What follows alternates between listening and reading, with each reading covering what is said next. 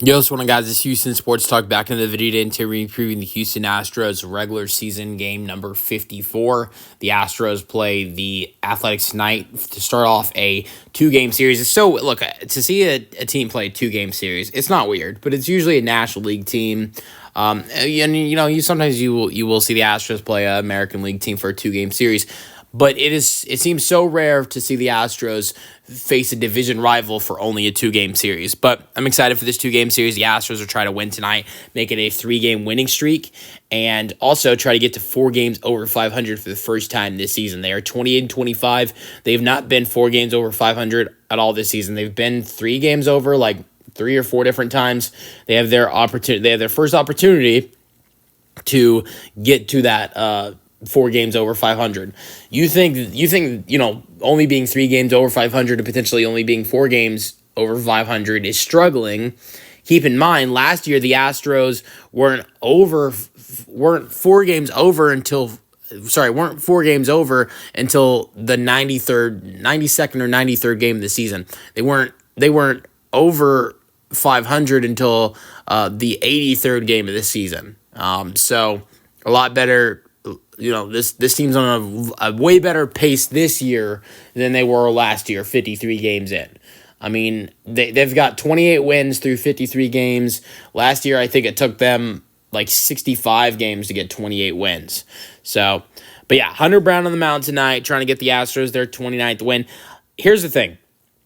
I don't see the Astros losing this game. Big reason why is because I honestly don't see Hunter Brown losing 3 straight starts.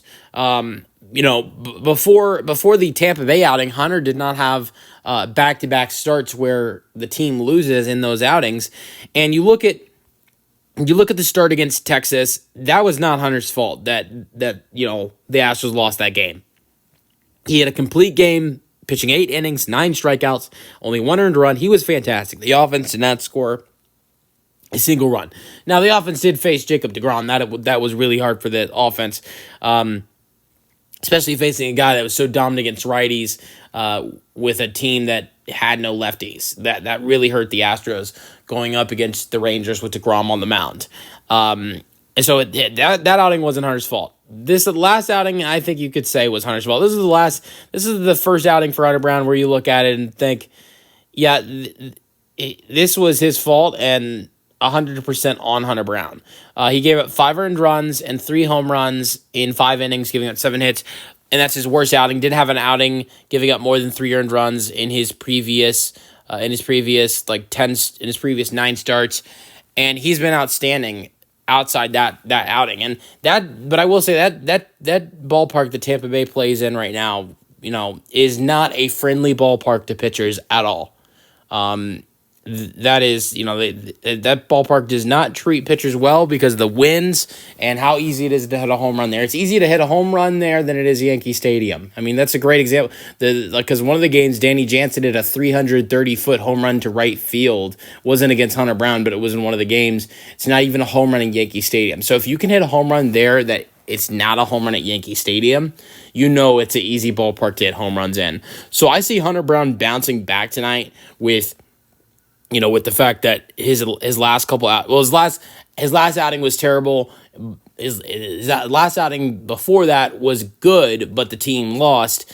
I see them bouncing back with him on the mound tonight. Now I want to point out the Astros lineup for tonight. Jeremy Pena at leadoff at shortstop. Isaac Paredes is at the 2 spot at third base. Altuve is DHing at 3. Christian Walker, the hero in the last game, is at first base. Jake Myers, for the second time this year, will be at the 5 spot. I don't know. I don't know how to feel about this. Jake Myers has been great lately in this month of May. Jake has been outstanding, but the one game he was batting at the 5 spot, he went 0 for 4 with 3 strikeouts. Yainer Diaz is at 6 at catcher. Cam Smith is at 7 in right field. And Chas McCormick is at left and at the 8 spot. I love Chas McCormick being in the lineup here. I didn't know if this is something Joe Espada would do, but I 100% like this call by Joe Espada putting Chas McCormick in the lineup with his history against JP Sears, the eighth pitcher tonight. 4 for 12 for Chas in his career with 2 home runs and 3 RBIs against Sears. He's also has a walk against him and hasn't struck out at all in his 12 at-bats against Sears. That is a perfect matchup for Chas McCormick tonight going up against Sears. Then the 9 spot will be Mauricio Dubon at second base. He's been red hot recently. Love seeing Espada keeping Dubon in the lineup and not going away from Dubon. So I like this lineup. I would have liked to see Caratini in this lineup. He's 2 for 2 against the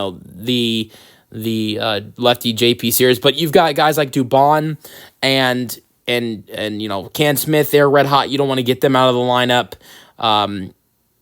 Jake Myers, you want out there if Hunter Brown's going to be out. You want Jake Myers in center field with Hunter Brown on the mound. And then you want Chas McCormick in this lineup today with his history against JP Sears, so I don't mind it. Outside of Chas, I talked about Chas's success against Sears and Caratini. Altuve is 6 for 19 against him with 3 doubles, 2 RBIs. Outside of that, there's been some. Yanni Diaz is 3 for 9 with an RBI, and Dubon is 2 for 13. And who else has?